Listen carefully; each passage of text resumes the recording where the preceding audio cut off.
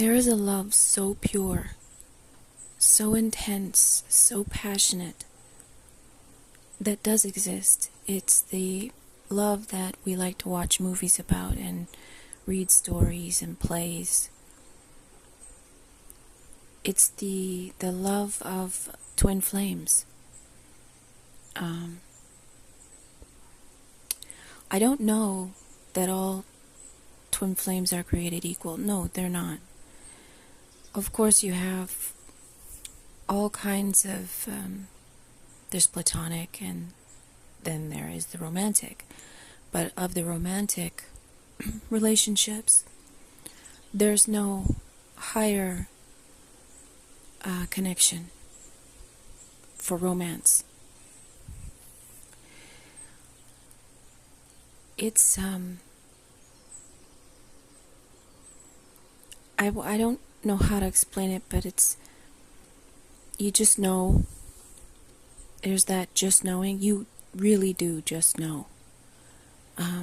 You can read each other's thoughts because you're the same frequency. You know, you can anticipate, rather you can't read their actual thoughts, but you know what they mean, and you can anticipate their next move. You know what they want, you know what they don't want.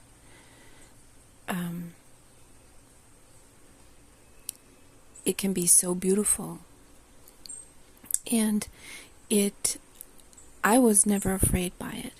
I was ready for it, I'm like, yes, this is what I've been waiting for.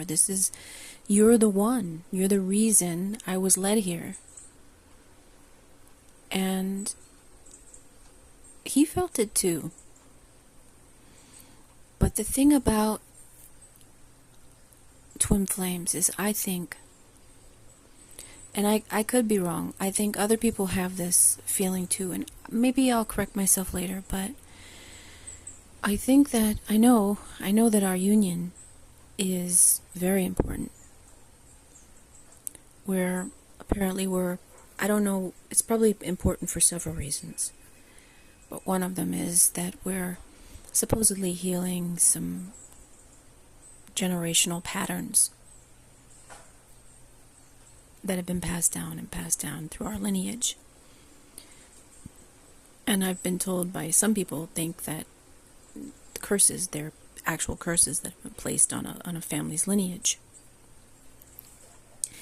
And there are entities, and I know this sounds way out there, but that they also think that there are entities, some believe that there are entities that are feeding off of the sorrow and pain and of people's toxic behaviors, toxic patterns, karmic loops.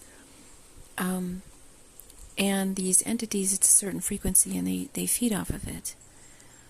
And no, I'm not saying that that's what's actually going on. I don't know. But I know that this is tossed around.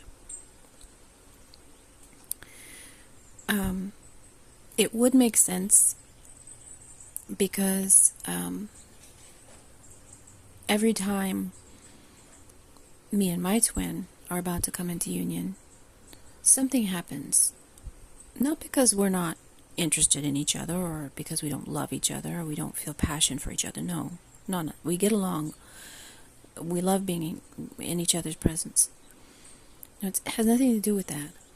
It's just something external that happens. And it's like a trap of sorts.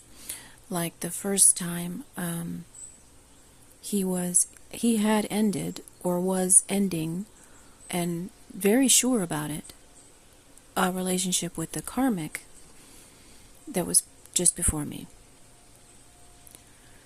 And what happened after we went out a few times, he got scared from the love. It was really intense energy.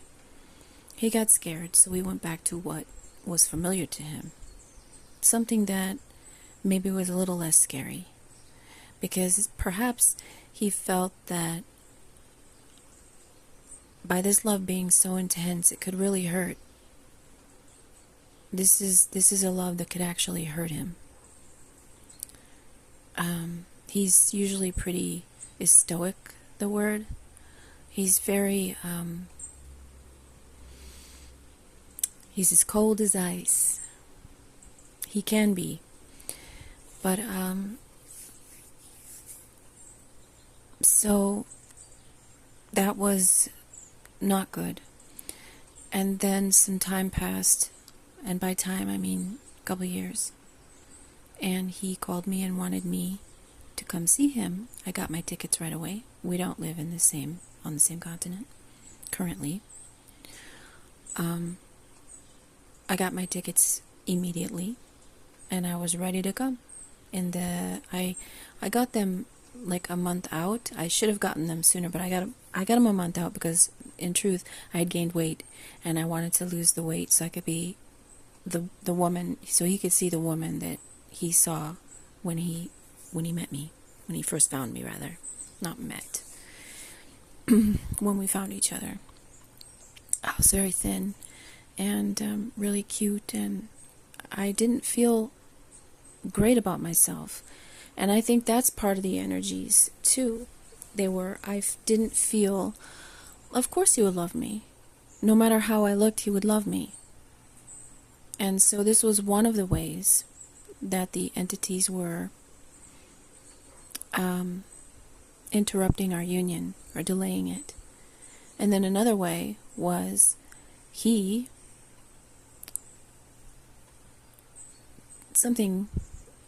got into a mishap, and his car was taken away. Now, in this place, we need a car. Well, we don't really need a car, but he feels that we need a car. So he told me not to come. He said, "Come if you have money to come and we can rent a car, then come." But he said otherwise, no. And we had I would have done that, but we had an incident prior involving a rented car, and I didn't want a repeat of that. So I said no. Okay. But then I was waiting on him to get his car back, and he never told me when he got it back. And then he called me with a family member, and it was all laid out. We were going to meet, and we had a place to stay, and everything was perfect. And then I again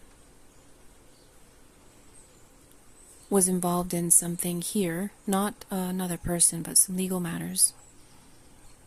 And I was concerned about it, so I didn't leave. I said I wanted to come when it was finished, when I was finished with everything. I should have come right. I should have came right away. But so then that didn't happen. And then I was waiting on him to call me, and he was waiting on me to call him.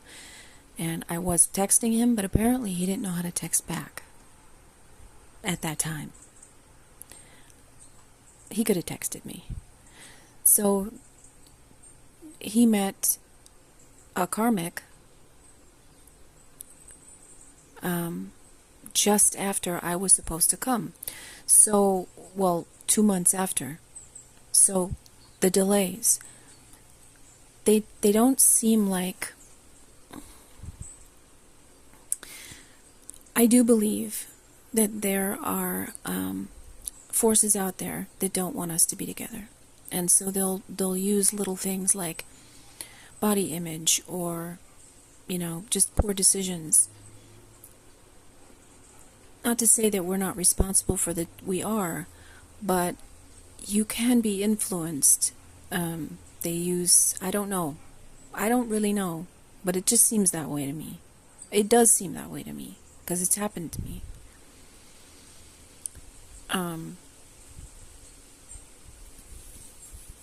So now I'm in a situation where it's not ideal, but it's going to be okay. I have faith that it's going to be fine because I know what I know, and that union is imminent. But it's tough. It's hard. So it is the love. The love is so amazing. Just being around him, just being where he is, just being, even if we're just in a car, if we're sitting on a curb, if we're anywhere, it doesn't matter where we are. Being with him is the coolest place to be. He is the coolest guy in town, in the world, in the universe, to me. He's a celebrity to me. An actual, like how you, some, when you're a kid and you feel like, oh, he's that to me. But I should be that to him as well. And he hides these feelings that he has from me very, very well. And I think that's something that might be common with the man in these connections. I know that I may just be rambling, but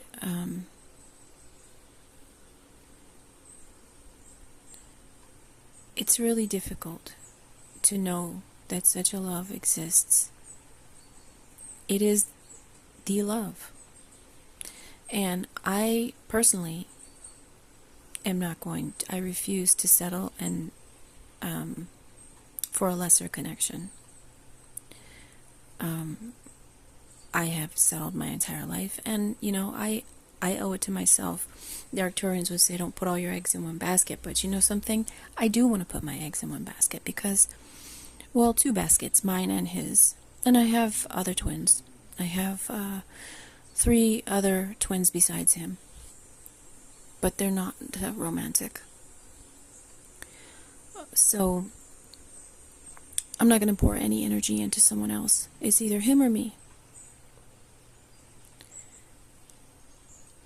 And that, in that way, I'm honoring myself, because my entire life, I struggled with doing things that I really didn't want to do, being with people that I really didn't want to be with. Yeah, I had a problem saying no, and I'm not doing it anymore. I am saying no, even to a being has a much higher, better perspective than I have. It doesn't matter to me what you can see. I go by how I feel. And I'm sticking to my guns, and that's how it is. I don't need to put my energy, I can pull my energy back from him, sure, but that energy is going to go into me, not to some other man. My energy is precious. I wish he had that philosophy. But I can't even put into words how beautiful it feels when we're together. It is heaven. It's heaven. We bring heaven to earth. So then being separated is hell. It is hell. Hell that you have to deal with. You have to still get up in the morning, take care of yourself. You really have to take care of yourself. You need to do things that light you up, because that's what's going to bring him back. Self-care, empowering yourself, do something that you enjoy, and be consistent, because that's what's going to bring him back.